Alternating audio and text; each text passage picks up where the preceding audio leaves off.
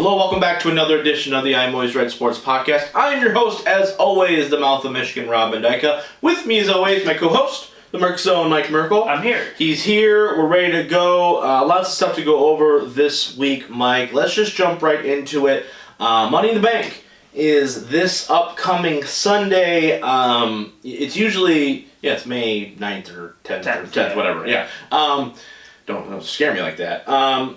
It's one of the bigger events, I think, in my opinion. I think they've kind of, they've really stretched it as far as, specialty matches go, WWE has, we have a Hell in the Cell pay-per-view, we've had TLC pay-per-views, we might as well have a ladder match pay-per-view, whatever you want to, you know what I mean? So, but the Money in the Bank is really the first pay-per-view after WrestleMania. It kind of sets the course a little bit with where they're going. Mm-hmm. You usually see in this match in particular, maybe a new star or an old guy that they're kind of reinvigorating, right? The new push is coming their way. This year obviously going to be a little bit different. No fans still. They're going to be doing both women's and men's Money in the Bank matches together. Your thoughts on how the hell they're going to pull that off? Because I think it's going to be interesting to say the least. I have no thoughts about how they're going to pull this off. Mike, you got to have thoughts in this podcast. I know. I'm sorry. I thought about it for 2 days. Yeah. And I'm just trying to figure out, because they're going to start from the bottom of WWE headquarters. And then go all the way up to the top of the building where there's 2 briefcases. Yeah. Do you think they have designated ladders? Do you think one's shorter than the other? Because the women aren't as tall? Well, okay, here's the interesting thought though. I guess looking through, are there any couples in it? Because what if one, say Otis and, I know Mandy got eliminated, but what if Otis climbed up and grabbed both? Yeah, and gave one to the other. I'm sure there's going to be rules. I'm sure there's going to be some rules, or I think because they're going to probably try and shoot it in a more cinematic way rather than just, because can you imagine all right, hold on, we got to make sure we always have a camera guy in the elevator, and we also have to make sure we got somebody in the stairwell. Can you imagine 8 floors up, they're all right, you know what, screw this, pause, we're just gonna walk up there together and then we'll continue fighting. Yeah. You know what I mean? It's not like WWE headquarters is 3 floors, okay? Yeah. There's several floors. One scene I need in this match is a scene from Spider-Man 2 where he's just going down the elevator and he's just standing there next to somebody, throwing Brian and Aleister Black and just have them ride up the elevator together. Do you think there's gonna be a race to the elevator at one point where that's gonna be the first 10 minutes of a match is just trying to fight the 6 women and the 6 guys each fighting, and then they just get in, they're just all right, I got a massive lead now, you know what I mean? Well, wouldn't that wow, this is going so off topic now, but I'm if you got in the elevator, aren't you in such a big advantage over That's what I'm saying, that's the first, first challenge. If you get in, who's climbing all of those stairs to get all the way to the top? You're just rushing to the top. Bryan is just I'm gonna veganism it. He's just plant power, and he's just gonna, probably, screaming yes the entire time, give himself a headache. But, oh God. But seriously though, right, that is the possibility. That's why I want to talk about this, is because when you think about it, there's a lot of different ways they could go. I'm going to be honest with you. As of this moment, right, we talked about it off air, right? You got Rey Mysterio, Aleister Black, Daniel Bryan, Baron Corbin, Otis, and then somebody to be named this Monday night. When you guys hear this, it'll be tonight. Monday the 4th. Yeah. There's been a lot of rumors that maybe AJ Styles is going to be that last guy. He may be coming back from the Boneyard match, which I'd be totally okay with him being the last participant. But let's just assume for a second that it is AJ.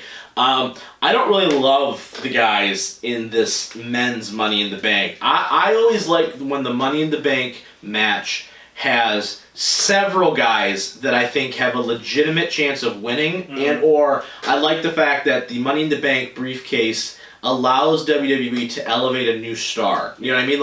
When Edge won it, going from the very beginning, Edge had never been world champion, right? So it gave a heel Edge something else to be a part of. Rob Van Dam, same kind of premise, right? I mean, Edge again, but even certain guys, when they win it, you just go, oh, all right, even when Corbin won it, it was kind of obvious that it was probably going to be Baron Corbin, but the thought that, okay, he could be the one, you know what I mean, that maybe they're going to go with him and they're going to elevate a new star. That's why I wasn't a big a fan last year when they gave it to Strowman. Did Strowman win last year, the men's?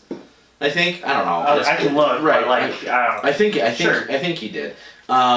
Did he win it? Let's just confirm. Let's do a fact check real fast. Check here. Money in the... Oh, that's Bailey. She won that one.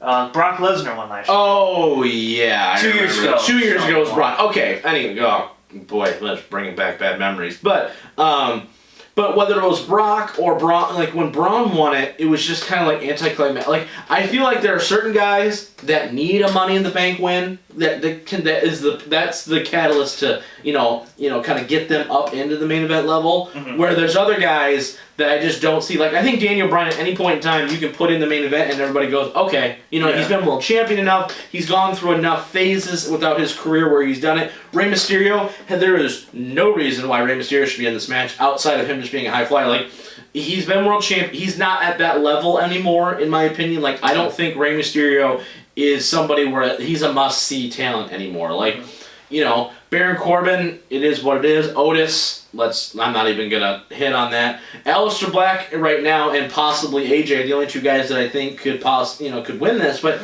and I know you like Aleister Black a little bit more than I do. I like watching him in the ring, but he has done nothing to warrant being put into a main event spot already. Like he hasn't.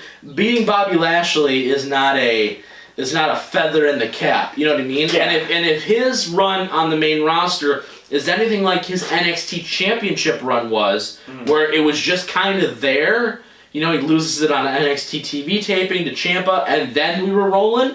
It was just kind of there. He beat Andrade, whose reign was so-so in the first place.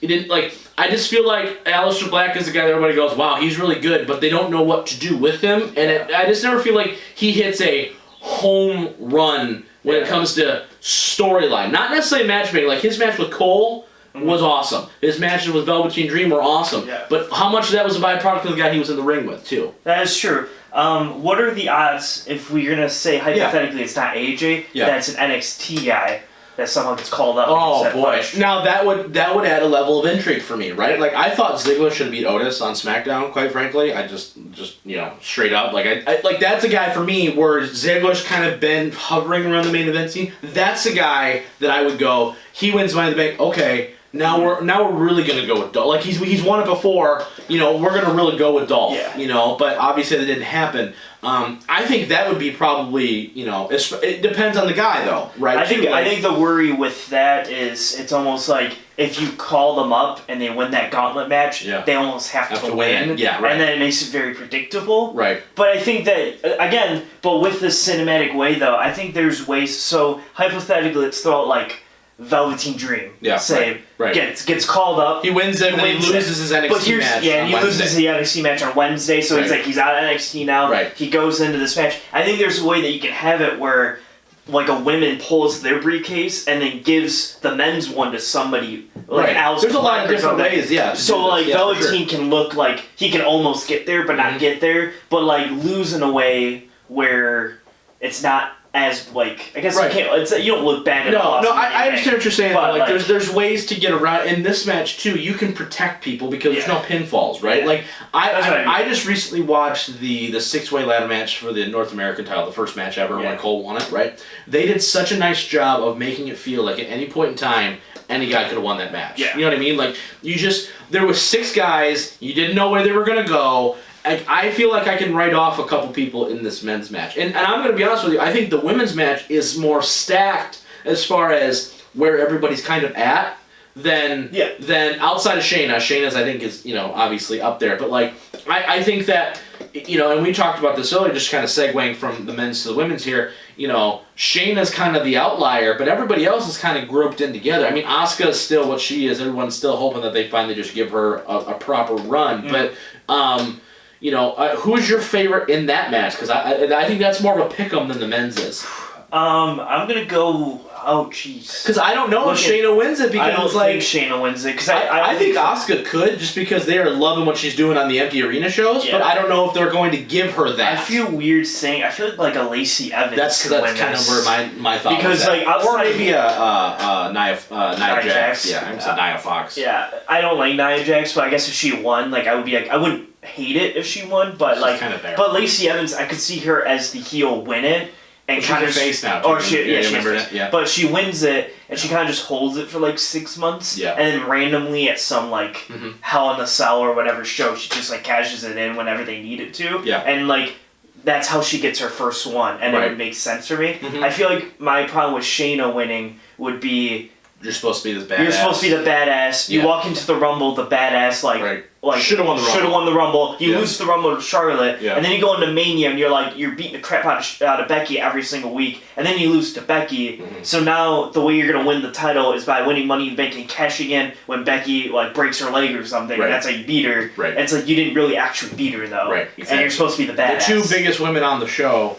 And you've lost to both. You lost to Charlotte in the Rumble, and then you lose to Becky. I mean, if you lose to Bayley, it's the trifecta. So, you know what I mean? So so I just don't see her winning it because I'm like, she has to win in the way where it's like, I just beat the crap out of you and won, like a Lesnar. I honestly think she could do it like maybe she doesn't win the ladder match, but then she does like an Edge thing and beats whoever wins it later. Yeah. You know what I mean? Where I would like that's more like badass. Like, I just took this from you, and now I'm going to go and I'm going to cash in tomorrow and blah, blah, blah. Yeah. But the only way if Shayna wins, she has to do like a Cena cash in, where it's like, I'm cashing in at SummerSlam or whatever. Exactly. And like, so it's like it's a match, not a opportunistic, right? You know, do you feel like, we're not going to go into the whole show, there's some other matches on this card. We'll review it after the show actually happens. But do you feel like the Money in the Bank, I used to think for a few years there, like Money in the Bank was a big deal because it was, like I said, it was a moment where like, okay, like even guys like maybe that I'm not the biggest fans of, like The Miz, where I'm like, okay, The Miz is getting pushed up into another echelon. Like when Damien Sandow won it, I was thrilled because I was like, okay, we're gonna finally get somebody else other than the four guys that we always have,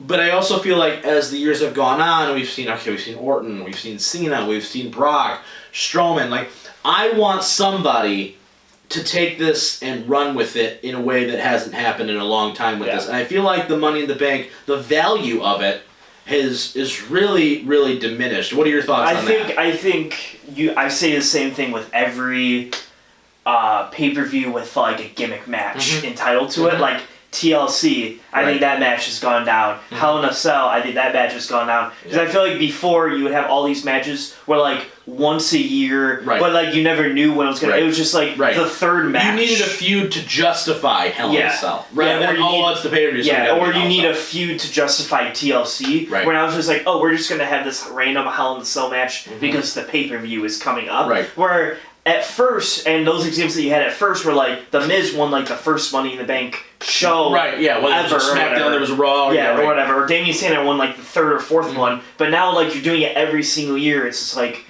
okay, like who's gonna win Money in the Bank this year? Like I know it was always at Mania, but it always felt more. I always liked it better at Mania, quite frankly, because it felt like that was a guy that for the next year was the guy you need to focus on. Yeah. You know what I mean? When Punk won it, it was like, okay, even when Swagger won it, I wasn't necessarily the biggest Swagger guy in the world, but like, okay, like they're gonna go with Swagger, and he won it, 4 days later, whatever, but like, point being is that it was always a guy that they thought had potential to break the mold, you know what I mean? And like, let's go with a new direction. And now that we've seen some of these guys, like I just don't like it when this kind of match is predictable. You know what I mean? Where I don't want to be able to write off 2, 3, 4 participants in this match with obviously they can go with whoever they want, but it's like in reality it's like, all right, I know Otis isn't going to win Money in the Bank. Probably and if he doesn't, it's like, what the hell are you going to do with that? Like it's just not. It's not feasible. It's not sustainable. I want a guy to ride, even if it's AJ, right, where it's like, okay, he comes in with a new attitude, new look, whatever he's going to do to separate himself from the whole OG thing that was terrible, and he becomes, Billy Badass or whatever the case may be. But right now, like, you look at it, who the heck is challenging for world titles right now? Yeah, I think you know what I mean. I think they're hurting on main event depth. I do, and I also think it's the people that are in the main event especially if like Bray wins back the title from Strowman. I think you go, so Bray's supposed to be the unstoppable force, so no one can ever beat him except if you're in Hell in a Cell, I guess. Yeah. And you look at who's the other guy? Drew McIntyre, and you go, he just beat the crap out of Brock Lesnar, so who's beating him? Right. So he's gonna beat Seth. Probably. I don't think anybody in this match outside of Aleister Black in a weekend facing like a weakened Drew McIntyre can even stand a chance. Right. Against Because we've seen Bryan get demolished by The Fiend. Yeah. Right. We've seen McIntyre's gone through everybody right now. I don't see anybody stopping that train anytime soon. And so, to your point, right? Yeah. That's valid. I think AJ or I guess Black, but like I think AJ could if he's the guy. Like I said, totally. Assuming here. And then I also think though. But AJ, I don't think it should be the one to beat McIntyre. I don't either. And I also think that whoever, even if you beat McIntyre after he had a 45-minute match or something, the next one, it's not believable if you beat him the next time when he's 100% healthy. Right. And I don't think any of these guys are built like when. That's you just said it right there. Yeah. None of these guys, as of this moment, in current state, like Daniel Bryan has a standing with fans because he's Daniel Bryan. Yeah. But from a storyline perspective, none of these guys are built to be ready to take on any of the main event guys right now. When Punk beat Hardy in 2009 at the Extreme Rules, you're like, that makes sense. And then he was also able to retain it a few times. Right, and they had a feud. Yeah. Right, where it but made like, him. If Black wins it and he beats McIntyre, say, right. the next show, I'm like, so McIntyre's just going to beat the crap out of him because he just beat the crap out of Lesnar. Exactly. So like, it's just not believable. That is exactly it. Really, only AJ has that ability, and I don't even see AJ after. No, I don't either. I think whoever wins men's money bank, I think needs to switch shows. It needs to go to SmackDown. Yeah. Because I think they need to give McIntyre a long ass run with this. Yeah. And the only guy that I would say had a potential to do anything would be Reigns. Reigns is the only guy right now on their roster outside of Rollins because he's challenged for the title. Like the guy, anybody not challenging, Bryan, Reigns, and AJ, I think are the three guys that you could put in any feud and go, it's believable that they can win. But as they're standing on the roster right now, Daniel Bryan just lost to Sami Zayn clean in the middle of the ring. 3 weeks ago. Mm-hmm. You know what I mean? Which was a good match, but like, you can't beat Sami Zayn, but somehow you're going to beat The Fiend? Yeah. Or even Strowman, quite frankly. Yeah. Or you're going to beat McIntyre? There's no building here. It's going to be like an 8-month Money in the Bank thing, probably. I don't know. Something up. Just hope they get a new star out of it, because like I said, they're hurting on main event depth. All right, let's switch gears here a little bit. I want to talk college football. We got some other stuff planned, but we're based off of our timing here. Let's talk about this. Let's talk about college football. We just got a new report out coming in 2021 that college football players are going to finally, or college players in general, are going to be able to start making money off of their likeness, and signatures and all that kind of stuff. Which, first off, about damn time. Let's be real. I think they're seeing that more and more guys that are younger, like a Trevor Lawrence, like a Justin Fields. Name a basketball player that's gone one and done it, Zion or whoever, where you just go, these guys are marketing machines and they're leaving right away. Yeah. So, do you think that's a ploy to keep them to stay longer? This combats the XFL and the NBA G League like no other. Hard. Because... like we talked about literally, I think 2 weeks ago, how you're like, I'd rather go make $100,000 in the G League than go play in the NCAA tournament. Right. I would rather play in the NCAA tournament for free. Right. But most point being is that, like, if you're in a financial situation where you're a kid who's like, you're being relied upon to like support your family going forward, and sports is the only way you're going to do that. Yeah. If I can make $50,000 playing basketball, at least I'm making money putting my body on the line. Where here it's like, I'm just saying, hope and a prayer I don't blow my knee out. Yeah, but now, if you're like saying that Zion Williamson case, I think he would have stayed 2 more years at Duke. Yes. If he didn't want to leave anyway. Yeah, he didn't want to leave, but it was like, I kind of have to leave because I'm the #1 overall pick. Right. And if I blow my knee out, I'm done. Yeah. Right. But now going at Duke, and if he can sell his jersey or give autograph signings and stuff and make money off that. Some of these college kids that are like some of the biggest names in the world can't do anything because they're like, I can't have a job. Mm-hmm. I can't afford anything because I can't get paid for anything. Yeah. I can't do anything, so I'm just reliant upon everybody else. Yeah. Do you know what I mean? Like, you can't, how do you survive like that? You can't. Exactly. So I think this 100% combats. Mm-hmm. It's like so like perfect timing that the XFL was quite successful, and if it ever did come back, it would have a good this thing. Mm-hmm. And it's got the top 5 recruits are all going to the NBA G League this year, and at that same time, they felt that they're like, oh man, because they're like, there's no point, or they're going overseas for a year, or like, see ya. I don't want to. I'm not dealing with this crap because I know I can just go play pro ball somewhere else and make some money out of it, I think football is the only place right now where you can't go anywhere else besides college. Really, like there's no. Outside of if the XFL never comes back, then you're kind of stuck in college football. Mm-hmm. But if the XFL was a choice, I'm like, if you're Trevor Lawrence, I'm like, go sign with the Battlehawks for a season for 2 years. Yeah, go make $500,000, go ball out, and then you can then get drafted anyway. Like that's all part of the deal. You know what I mean? They're all short-term contracts for a reason. You know, excuse me. I think you're absolutely right. I think that it's a definite, it's a reason to combat some of these guys saying, all right, as soon as we can leave, we're leaving. And I think too, I think it's going to help some people where maybe, you know, like a guy like, what's his name from Michigan who left? Jordan Poole. Yeah, right? Jordan Poole. Jordan Poole should have stayed, if we're being honest. Jordan Poole should have stayed. Yeah, and Iggy definitely should have stayed. But like those guys where they went, I don't know if my stock is ever going to be higher, so I need to get the heck out of here, right? Like Iggy was Big Ten Freshman of the Year, I think, wasn't he? So like maybe he thought, I'm not. This is my ceiling in college basketball, you know. So I think it would have helped some of those guys to stay, knowing that okay, I can still survive and I can make some money off my name while I'm trying to get to the league. Because maybe your game is good, but imagine 2 more years with John Beilein or whoever, right? And you can be like, wow, now I'm a bona fide first-round pick instead of a second-round pick that's going to the Knicks. Like, who the hell wants to go to the Knicks? You know what I mean? So I think it's going to help that quite a bit, too. I think it's going to help some of those guys that are maybe, like, on the fence about staying or going, really do that. Let's talk real quick, too, the video game implications of this for a hot second, because, you know, I would have to assume that with you know, people being able to make their money on that stuff, that we would see an NCAA game, hopefully, especially like a football or basketball game. Yeah, I'm worried because they came out and said that doesn't exactly mean that. Yeah.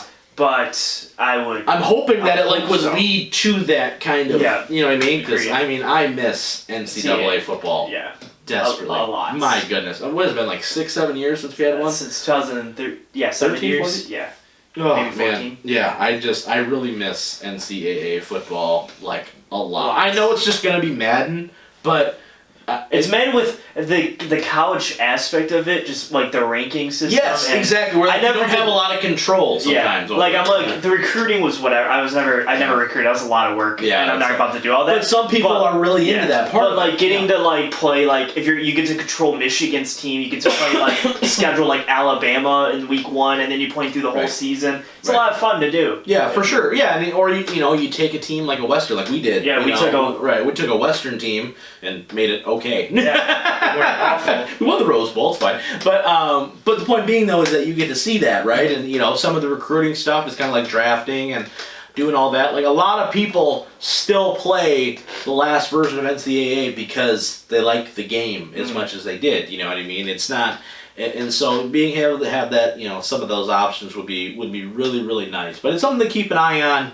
You know, maybe you see guys stay an extra year. You just, you know, maybe then it becomes what college athletics is supposed to be, where it's just you want to compete and be the best again, rather than I'm only here because I need to be here in order to get to where I actually want to be, which is the NFL. You know, if Trevor Lawrence could have left after his freshman year, he probably would have left. Yeah, he's 15-0, wins national championship. He's like, I have nothing else to do. Right, exactly. You know, like it maybe now it's like, okay, maybe I do stay and you know try to do a 3-for-3 or what have you. You know, so it's definitely going to be interesting for sure. All right, after the break, we got a lot of stuff to talk about. We're going to talk about this MJ's Last Dance documentary. We're going to talk about that, but take a little bit different take on it because I think it's renewing a rivalry that nobody knew that he had until just recently all over again. And then I have a surprise for Mr. Michael here that's going to tie into this Aaron Rodgers news. That's how we're going to end the show today, so we're going to leave that just like that. Stay tuned to the very end of the show because I think he's going to like it a lot. All that after the break. Stick around. Hey guys, it's the Mouth of Michigan, Rob Mendyka. Just reminding you once again that we have a brand new t-shirt store at belowthecollar.com/I'm always right. PC, all one word. Make sure to go there, buy the official logo shirt of the I'm Always Right Sports podcast to support the show. Now here's part 2 of this week's episode. And welcome back to part 2 of this week's episode of the I'm Always Right Sports podcast, episode 75, Mike. Yeah. Getting old, man. Getting old. Getting old? Yeah, we're getting old, dude. We're almost at episode 100 here. I mean, think about that. That's crazy. Coming in on our 2-year anniversary here. It's going to be here before we know it. But let's jump right back in here. Let's let's talk about this Jordan Last Dance documentary here for a hot second. I want to talk about it this week in particular. We had a lot of Pistons talk on the last 2 episodes, especially, the Robin influence. You could tell that there's some Isaiah Jordan heat still to this day, which I love, by the way. I think it's great. But what I think this has also done with this documentary is that this has really sparked the LeBron versus Jordan debate again. Mm-hmm. You know what I mean? I felt like it was kind of on the back burner for a little while. Maybe just because LeBron hasn't been in the finals, and it's been almost 2 years now since he's been there, and it's he hasn't lost again, he hasn't won again. Like, it hasn't brought up that issue of championships, and all that good stuff, and. I think this is really, drumming up some harsh feelings again. I wanted to kink your thoughts, though, because we talked about this off air earlier this week, and, I think we're both in agreement that these guys have a lot more in common than people think that they do. Just give me your thoughts on the debate so far going on between the two sides, because I think, just for clear reference, I don't like either one of them. They both ended my Pistons runs. I wasn't alive for the first one when Jordan ended it, but LeBron ended the Pistons one, and you know what I mean? I can say unequivocally they're 1A and 1B. If you're a Kobe fan, stop trying. But am I wrong, though? No, you're not wrong. You're not wrong. I love Kobe, for sure, going too soon, but he's not in the conversation of being the best player of all time. It's just not a thing. Anyway, but I think right now, where the initial argument, I think, was more the Jordan side, kind of jabbing at the LeBron side for a long time, he could win, blah, blah, blah, blah, blah. But now I think it's the LeBron fans on heavy press attack on the Jordan side. I feel like that's the side that's really, going ham right now. Yeah. And I don't necessarily know if it's warranted, I guess, is my thing. What are your thoughts on this? I think... we're not going to get into a whole Jordan versus LeBron debate here. We don't got that kind of time. We talked about this for 3 hours earlier this week. Okay, It ain't going to happen. What I think is really going on is I think when big time Jordan fans that watched it through it happening. Yes. And it's been 20 years since then, or 30 years now at that point. I think Jordan fans look back at it and they go 6 for 6 MVPs, but that's really the thing that people remember, and it's really hard for modern fans to argue against it, because now you're going, you get LeBron day by day, and you have a talk show going, oh my god, he scored 35 but couldn't win this game against Denver or something. For sure. How is he not? Jordan would do that. Right. So you get all of that heat on that, but with this documentary is bringing up all the times that Jordan maybe couldn't get it done. Right. Only had a 30-win team, makes the playoffs, gets blown out, or they draft Scottie Pippen but still couldn't get over the edge until they got a little better and then beat Pistons or whatever. And I think now that all of those moments are getting brought up, people on the LeBron side are going, see, Jordan wasn't perfect all the time. Right. Jordan had flaws. Right. So you can't, I would say you can't just go, you can't blame LeBron's flaws and say Jordan was perfect at everything when I think they both had flaws. Absolutely. And I think that's where the LeBron side is making the case. Clapping back a little bit. Yeah. Because I think that all Jordan fans are going, God, he was just so perfect. He's a magical person. Right. Where I'm like, he lost. He wasn't 12 for 12. He did lose. Right. Yeah, for sure. Yeah, and I think and that's definitely part of the argument. When you look at it, I don't have a dog in the fight, like I said. Do I lean a little more towards Jordan? Yes, but you lean towards LeBron, and that's okay. It is what it is. But it's one of those things to where I think people, it was an interesting topic, because when you talk Jordan, you immediately think LeBron as well. It's just cool. It just happens now. And vice versa, quite frankly. Whenever LeBron does something, you might only think, okay, well, what would Jordan have done the same thing? Right, exactly. And you try to place these guys in their respective eras, and it would have been interesting for sure. But with that being said, the big thing, too, I think that people need to realize is, like I said at the beginning of this topic, their journeys, I'm really excited when they do a LeBron documentary. Because I think they will at some point. They have to. They can't not, right? Unless he just goes, no, I hate everybody. You know what I mean? Becomes a hermit. But, you look at their careers, it took LeBron beating the going-to-work Pistons to get to the finals, even though he lost, but, to get over that hump where it was okay, it's LeBron, he's going, it's his league official. It was his league, but he didn't have, the stroke, the signature win to get there. he's got that now. You know what I mean? And then, the same thing with Jordan, where Jordan couldn't get past the Celtics for a hot minute. Celtics fall the Pistons. Okay, now it's back-to-back years where the Bulls are like, all right, we've got, we think we have the pieces, and they just couldn't get it done. You know what I mean? Due to physical play or what have you. So when they finally overcome the Pistons, it's like an immediate like, wow. You know what I mean? Like the floodgates are open and they're going through. Talk to me about what you think that the Pistons' legacy is like from a franchise organization, because in my mind, the Pistons are one of the few franchises in NBA history, right, where they're always that outlier team. Mm-hmm. They were never the team that had this transcendent player. Mm-hmm. They were never a team that had an MVP. You know what I mean? Like even like the Dallas team that beat the first Heat team. Dirk is a former league MVP, right? Like Isaiah never won MVP. Mm-hmm. Mahorn didn't. None of those guys were. It was strictly a team game when it comes to both the bad boys and the going to work Pistons. So it's like, talk to me about what you think their legacy is as far as being the team that not only was the one that broke up these dynasties, like they're the only team to ever beat those Celtics teams, and the Showtime Lakers. They're the only team ever to do it. And so, and then the going to work Pistons, where they're the first team to be like, hey, we're going to bring back 1990 or 1980 basketball, and everyone's going to score 75 points a game, and you're just going to deal with it. Yeah.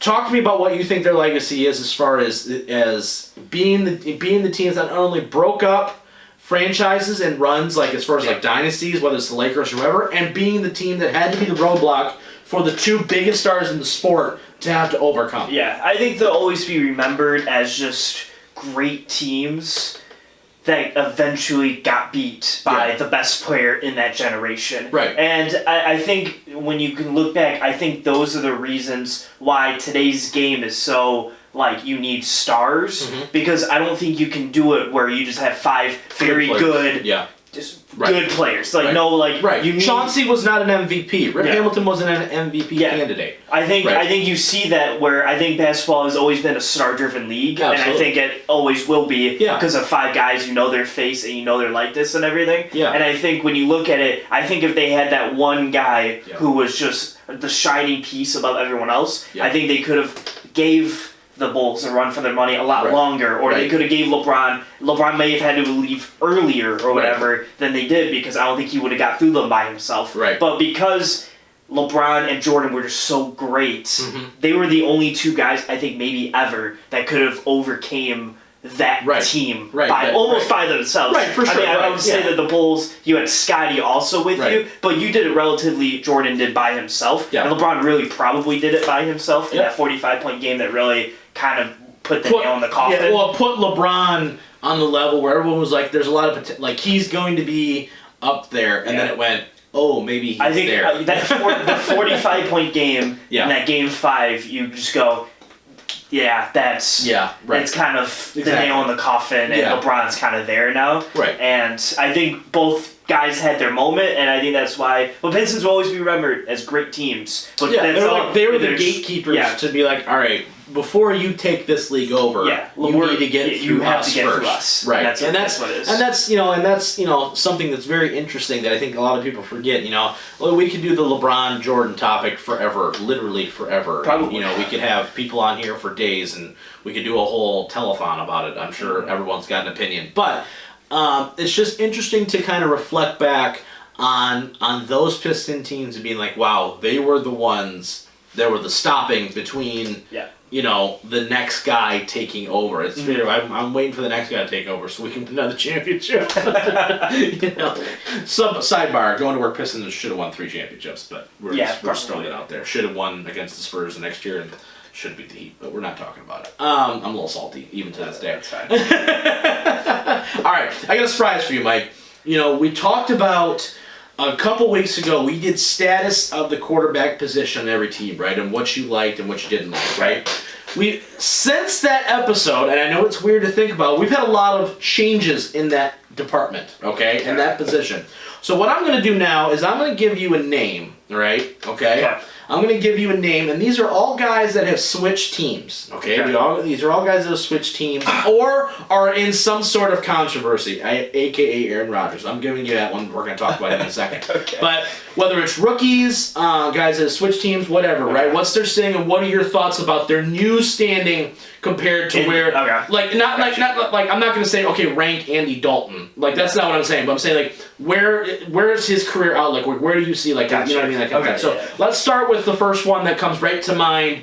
Aaron Rodgers. They draft Jordan Love. Yeah. We talked about it a little bit last week in our draft episode, but tell me about is he a Green Bay Packer for the rest of his career? Is he gone in a year? Is he trying to force his way out? What's your outlook for Aaron Rodgers and the Packers? If I was Aaron Rodgers, I'd probably be looking to leave. Yeah. However, I think it'd be hard because I don't know. I guess it's more on the personality. He's the hardest one because he has the 2 years before there's no dead cap. Because he signed the 4-year extension, but there's a lot of if Stafford were to get traded this year, we'd have like $31 million in just dead cap that we'd have to deal with for like 2 years or whatever. Aaron Rodgers has that same thing for 2 years. So at one point, I think his cap hits like $90 million. Yeah, his dead cap number if he were to leave. So it comes to the point where it's like I think he's here this year. I think next year's where you can start talking about it probably. Right. But at that point, I'm like. Does he like Green Bay enough as a franchise? And I don't think he probably does, so he probably doesn't give a crap about this. But would he be okay staying an extra year so he doesn't put them in cap hell bleep? Well, can we let's put this in. And if you're gonna throw another variable in there, what if he agrees to rework his contract? Like to facilitate a trade, he goes, all right. Maybe I play out this year, but next year I do it where I may be separate. Okay, give me a new 3-year deal. Yeah. Right? More guaranteed money, yada, yada, yada, where the cap hit is maybe different. Oh, then he's going to be gone very quickly. Yeah. I think he's... If you're Aaron Rodgers, do you want to leave? Are you over it? Are you over it at this point? If I was in that exact situation, I'd go, you haven't drafted a skill position player since 2002. In the first round. In the first round. You have and you only have one wide receiver in Devontae Adams. Outside of that, you signed Devin Funchess. Hey, they got bunches of Funchess, okay? Yeah. Notice how I'm really quivering in my boots about it. I just think that when you go to an NFC Championship game, I'm like, I get you're going to regress back to the mean and probably be a 9-10 win team next year if you're going to regress back to the mean. Absolutely. But at the same point, I'm like, you're a 10-win team and you're a playoff team. Yeah, right. But your thought being that we were a game away from the Super Bowl. We need to figure out why we lost in the NFC Championship game rather than. And you did absolutely. If anything, you made the team worse than it was last year. Well, because you didn't improve. You got a backup quarterback. And you got a backup running back in your first 2 picks. Yeah. You didn't do anything in free agency to be like, wow, look what we did. We signed Rick Wagner. Spoiler alert, you're going to be really upset with the results of Rick Wagner. So, I agree with you, right? Let's just, let's go another name here. Tua Tagovailoa with Miami, right? Okay. A, is he starting day 1? Week 1, is he the starter? And then 2, what do you want to see? Are they going to be a top 5 pick again? Or are they going to be in the hunt for a division? They've made a lot of free agent signings this offseason. I think spent a lot of money. I think with the division that they're in, they're going to be a top 5 pick because their schedule is brutal. Yep. When I say brutal, because the AFC East gets the NFC West this year. Right. So right there, 49ers, Seattle, Rams, and Cardinals. So you probably lose all 4 of those, realistically. Probably. And then your division... At best, you split. At best. Yeah, at best. You split. Yeah. And then you get the Jets, who are a very good team this year. Buffalo probably wins the division, is a very solid team. Yep. And the Patriots still have a defense. Play it close. Yeah, you're going to play them close, but I think you're 2-4 that division, even with Tua there. So I think it's going to be a year or 2. I don't think Tua... So we're not going to be talking... Let me put it this way. We're not going to be talking about Tua the way we talk about Mahomes after year 1. Or Lamar this year. No. Okay. We're going to... To the first point, I don't think he starts. Okay. I think he probably sits this year, make sure he's 100%, and probably goes all in the year after with more talent around him. Okay, all right. I'm kind of in agreement with you. I don't think he doesn't play at all. I think he plays this year. I don't think he starts right away. I think they give 5 games. I think they give somebody else all right, let's give it a couple weeks especially because you're gonna have condensed off season. Mm-hmm. We need to make sure he's 100. Like you said, 100%. Okay, he's good. All right, not in it at all. Yeah. So there could be like the thought of maybe we need to get him out there anyway just to kind of see. My point to be that it's like how hard their schedule is. If their schedule starts off with like Seattle, 49ers, Bills, right, and you go 0-5 to start the season, you're like sit down. Yeah, you're just whatever. Yeah, right. If you can start out with a good record, maybe he can come in and help you out. But depends. Right. But I'm going to say probably not. All right, Joe Burrow, Cincinnati Bengals.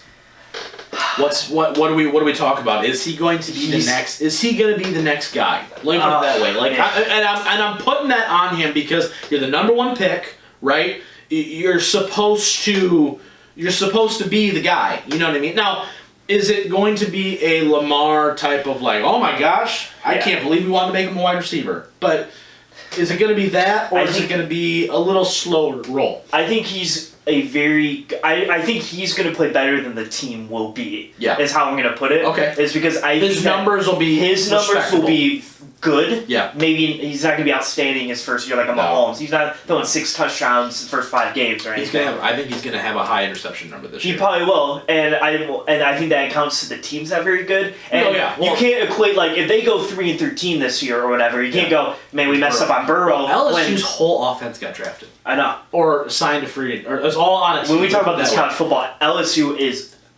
Whatever. We don't know who theirs. Anyway, yeah, I think Joe Burrow is going to have an okay to good year. Yeah. But I think the team is going to be bad, and a lot of that's going to be like, Burrow, what are you doing? It's like I have the worst run D in football, literally by a mile. Right. Probably the worst defense in football, probably by a mile. Unless us Detroit Lions are really giving them a run for their money. And then offensively, I think they'll be okay to good, but with their division they're in. Cleveland's going to be better. Steelers are going to be better. And Baltimore's going to run the division. So, probably 0-6 through there. So. Yeah, it's going to be tough. I definitely think it's going to be tough. I do think he's going to have a win this year over like a Steelers or a Baltimore that like everyone goes, there it is. Like he's going to have a game where he's going to throw 4 touchdowns, a pick, and he's going to go 20 for 30 for 370 yards, and they win by a field goal, and like he has something to make like even if they go 3-13 or whatever this year, where you can go stamp it. We see more of that. As long as we get more of that in years to come, we're good. We'll be okay. I definitely think that's going to happen. All right, Mitch Trubisky. Well, they don't pick up the 5th-year option, right? We're assuming that he's not a Bear after this year, right? That's a strong assumption. Here's where his trouble comes in is with Nick Foles there, and Nick Foles has 2-3 years left on his deal being traded, but he's got a few years left. So what they probably will end up doing is letting Mitch Trubisky walk after this upcoming season. Not pick up the 5th-year option, and then I think they'll be bad enough to pick in the top 10. Probably is what I'm thinking. And if they get like a Jalen Hurts, maybe him and Nick Foles kind of like, yo, here's how to play quarterback for a little bit, but I know you're better than me. Yeah. And then Jalen Hurts probably takes the team over or something like that.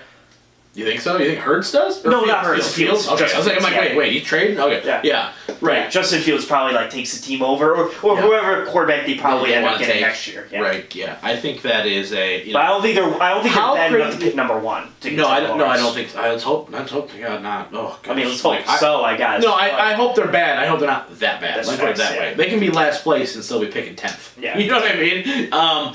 But with I think that is one where everybody kind of is like. You kind of knew it was coming, but I still think it's big news. It's funny going back now looking at Chicago Bears Street, be like, you're so good, and it's like he's really. And you had Watson and Mahomes really sitting 4 picks. And you traded up 8 picks, eight. You didn't trade up 8 picks, you flop picks, and you still gave up all that. It's just, oh boy, lucky you have all the tight ends on your team. So that's a lot. And that's a big one. All right, Dallas Cowboys quarterback situation. We got Andy Dalton, which is weird in the first place. I don't really understand why he's going there. They must know something or else I get wanting to have a good backup for Dak, but Dalton could start in this league. He could be starting. That's what I mean. I think right now. See, Dalton is. I think Dalton's going to push Dak a lot this year. I think Dak is statistically very good. Do you think you see this is a 2-parter then. Do you think that you start to see cracks in Dak Prescott's game because he knows that there's a legitimate guy behind him where you're like, I gotta play? Or two, is he a Dallas Cowboy after this year? That's tough. I'm going to say I don't think he's a Dallas Cowboy after this year because I think here's what I really think might happen this year is I think there's going to be that one game against name a team where he is not very good with the weapons they have and Dalton goes in and just creams. Because here's the thing, Dalton's very good. Yeah. He got a bad rep in Cincy because Cincy's awful. Right. No, I think Dalton is a good quarterback. He's not great. He's not going to wow you, but he's very good. But I think he's good. Yeah. And then there's also Dak, where I think he's good. I don't think Dak really wows people. No. He's just kind of serviceable. Mm-hmm. So I think almost it's. I'm really surprised Jacksonville didn't try to sign him. I'm like legitimately I get that. I guess Gardner Minshew, but like. I'm sorry, but your team is awful. I definitely think Dalton could elevate you a bit there. They love their Minshew over there. You know what I mean? Like I'm not a Dalton guy, but like he's better than Gardner Minshew. Oh, like it's not. Really, I like Andy Dalton. I think he's fine, right? I think that for a second round pick too. I mean, I'm not going to complain. Not going to complain a ton at all. The Indianapolis Colts, Jacob Eason.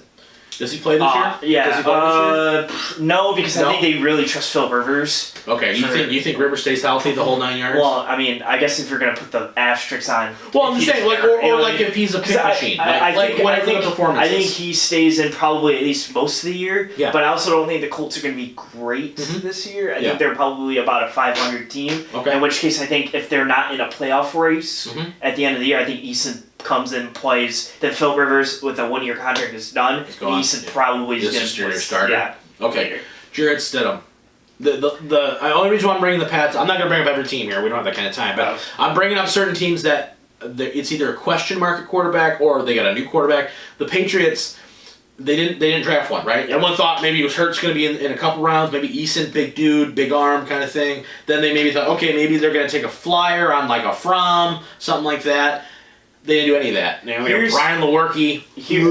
The Patriots are in a great situation because they lost Brady, so now their expectation isn't we have to go win a Super Bowl this year. Mm-hmm. Their expectation is probably like if you can win the division with this team, good job for you. Yeah. Because this team's not very they won't set. They probably won't. I think but I think here's what you can do is if you play Stidham all year and they're in a situation where if Stidham's then you're probably 4-12 and picking high and can probably take one of the two quarterbacks coming out next year. Or if you really hit on Stidham and Stidham can take you to 11-5, 12-4, then you found your next quarterback. Right. I don't think there's really a loss for the Patriots this year. For sure. I think the only loss would be them going 8-8 and then they not make the playoffs and then you're you're picking 16th and you're like, oh crap, you know what I mean? Yeah, that's your worst case. But the season itself, I don't think people can't call it a loss no matter Honestly, I think they would lend it to then, okay, maybe Stidham is the guy if we can go 8-8 with Stidham, which give him some better pieces. That's what I mean though. If you go 8-8, 9-7 with Stidham and just throw him a couple wide receivers, you can make that team 11-5, and then you're a powerhouse again. Okay, the last team to really draft a big name quarterback, the Eagles. Carson Wentz, Jalen Hurts. We know they're going to try to run some two quarterback thing. Is it going to blow up in their face? No, but here's why they get Jalen Hurts is they don't trust Carson Wentz's injury status. I think then why pay him? That's also, I think they had to, quite frankly. They didn't have another option. I agree with that. Two, I think that they think there's got to be a year where he just doesn't get hurt. Yeah. And I think that year's the year they can make a Super Bowl because he's that good. Yeah. But, you sign him to 3 years, you're like, listen, just stay healthy. Yeah. If you stay healthy, you're probably in the NFC Championship. He's like, I'm trying. But I don't think, and I think Jalen Hurts is a very serviceable backup, where if Carson Wentz does get hurt for 3 or 4 weeks, I think Hurts can come in and probably win you 2 or 3 of those games, depending on who they are. Philadelphia stays healthy. If Philadelphia stays healthy, they are a very good football team. They are a fight. Very good football team. Very, very good. This old boy's scared right now. Well, I don't think people, are even looking at Philadelphia right now. And I think it's partially maybe because of that, of the Hurts pick, right? But they got another wide receiver. I think they benefited because people look down upon them because they had so many injuries that when you pick Jalen Hurts, you're like, why? But it's like listen, we get 3 wide receivers back. Well, look at this. Look at this, right? Because you got Alshon now, you got Deshaun, you got Rager. They drafted him out of TCU. Yeah. Then you got Goodwin, right? And Goodwin, and then you traded for Slay. Yeah. Slay is there now with the rest of their defensive backfield, but Fletcher Cox is still there. You're gonna have the defensive. Who's the defensive end that they have from Michigan? Brandon Graham. Yeah, he's still there, right? Your linebacker play is solid. You have a good football team. You know what I mean? Ready to go. You're coached by one of the top 5 coaches in football. You have a fantastic coach leading this football team. Philly's going to be there. See, it wasn't too bad, right? I surprised you, but it's not too bad. Well, it's crazy, right? Because when you think about it, we just talked about all these quarterbacks, and we kind of knew, yeah. But there's a lot of teams now, all of a sudden, that quarterback position is completely out of whack. Yeah. Last one, real fast, I just thought of this. Where's Cam Newton go? Whether it's injury related because they need a starter and they're just going to pick Cam up, or I don't think he wants to be a backup. I think he's willing to sit out a year if that means he's got to be a backup. I wouldn't be shocked if it's been rumored a lot, but like a Chicago Bear, I would be shocked to see him there. Yeah. If Trubisky is really bad and then Foles gets hurt and you have like nothing, why not pick Cam Newton? Yeah. Yeah, maybe. Yeah, I'm still surprised Jacksonville hasn't done anything at the quarterback. And Jacksonville is also I don't think he wants to go to Jacksonville because I think that's where your career goes to die. Yeah. Everyone says that's where the Lions go. You can have good years here in Detroit. You can have it squat in Jacksonville. No offense, but all right, just interesting to think about here. Notice how I didn't bring up the Lions. You know why? Because we're set at quarterback. At least for this year. God bless America. Yeah, if they go 2-14, anything's on the table at that point. Then let's just get better. I don't care what you got to do at that point, but until that happens, yada yada. We're gonna talk NFL schedule probably in the next couple weeks here too, because it's dropping. Yeah, because next Saturday, right? Next Saturday. Supposedly, maybe. Yeah, right. Supposedly. So worst case, if that's not next week, it probably won't be next week, but maybe the week after that, or maybe we do a quick hitter episode for that, because I got some stuff I want to talk about next week for sure. But all right, that's going to be it for this week's episode 75 in the books of the I'm Always Right Sports Podcast. For the missing whaleman, for the missing brain, he's the Merc son of Mike Merkel. I'm the mouth of Michigan, Rob Bendica, and we will see you guys, as always, next time.